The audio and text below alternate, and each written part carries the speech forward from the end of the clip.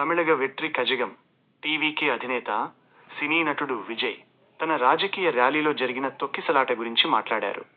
ఈ దురదృష్టకర సంఘటన తన గుండెను ముక్కలు చేసిందని, మాటల్లో చెప్పలేని తీవ్రమైన బాధ, దుఃఖంతో తాను విలవిల్లాడుతున్నానని ఆయన అన్నారు.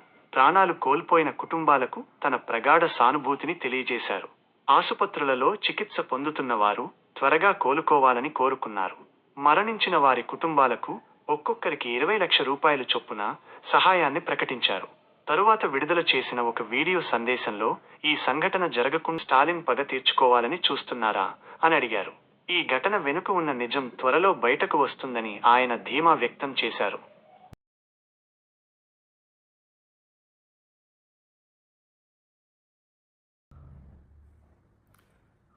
அனைவருக்கும் வணக்கம்.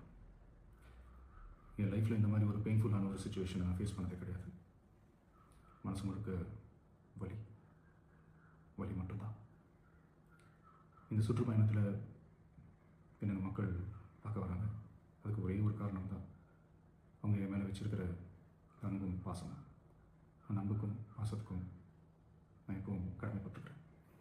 அதனால தான் இந்த சுற்றுப்பயணத்தில் மற்ற எல்லா விஷயங்களையும் தாண்டி மக்களுடைய சேஃப்டி, அதில் எந்த காம்ப்ரமைஸும் பண்ணிடக்கூடாதுன்றதுக்காக தான் அது என் மனசில் ரொம்ப ஆழமாக இருக்கும் அந்த எண்ணம்.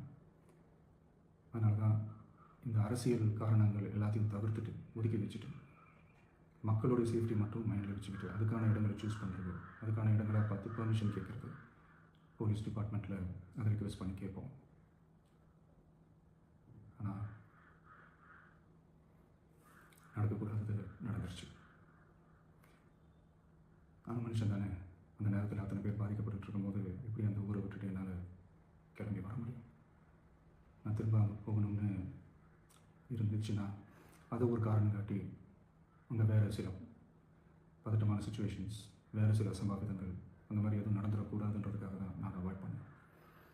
இந்த நேரத்தில் சொந்தங்களை இழந்து தவிக்கிற அத்தனை குடும்பங்களுக்கும் என்னுடைய ஆழ்ந்த இரங்கலை தெரிவிச்சுக்கிறேன். எனக்கு தெரியும் என்ன சொன்னாலும் இது ஈடையாகாதுன்னு எனக்கு தெரியும். ஹாஸ்பிட்டலில் ட்ரீட் பண்ணிகிட்ருக்கிற எல்லாருமே சீக்கிரமாக க்யூர் ஆகி வரணுன்றது இந்த நேரத்தில் நான் வேண்டிக்கிறேன். கூடிய சீக்கிரமே உங்கள் எல்லாரையும் நான் சந்திக்கிறேன். இந்த நேரத்தில் எங்களுடைய